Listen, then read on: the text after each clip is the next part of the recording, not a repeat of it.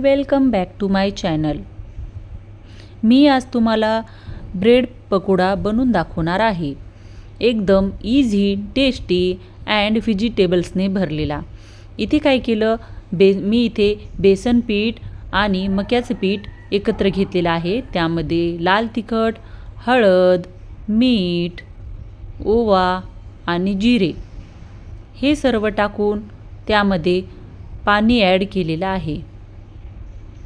नंतर त्याला व्यवस्थितरित्या मिक्स करून घेतले।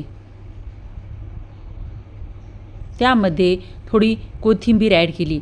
नंतर मी अशा प्रकारे ब्रेडचे छोटे छोटे स्लाइस बनवून घेतले आणि त्यामध्ये ॲड करण्यासाठी इथे पहा, मी इथे काकडी, कांदा, पनीरचा छोटा छोटा चुरा आणि सॉस घेतलेला आहे। नंतर इथं पहा, अशा प्रकारे बेसनचं बॅटर बनवलं होतं। एका कढईत मी तेल गरम करायला ठेवलं आणि नंतर तोपर्यंत मी सर्व व्हेजिटेबल्स आपण ब्रेडला लावून घेतले। त्यानंतर हळद, मीठ आणि चाट मसाला टाकून एकत्र करून नंतर दोन्ही स्लाइस जोडून अशा प्रकारे मी इथे बेसन पिठामध्ये कालून घेऊन अशा प्रकारे छान तळून घेत आहे।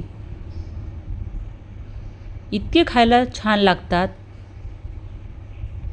अशा प्रकारे जास्त एकदम लालसर नाही तळायचे किंवा कच्चे पण नाही तळायचे। अशा प्रकारे लालसर कलर आला पाहिजे। हे पहा, अशा प्रकारे स्लाइस बनवून टोमॅटो सॉससोबत खायचे, खूप छान लागतात। नक्की ट्राय करा।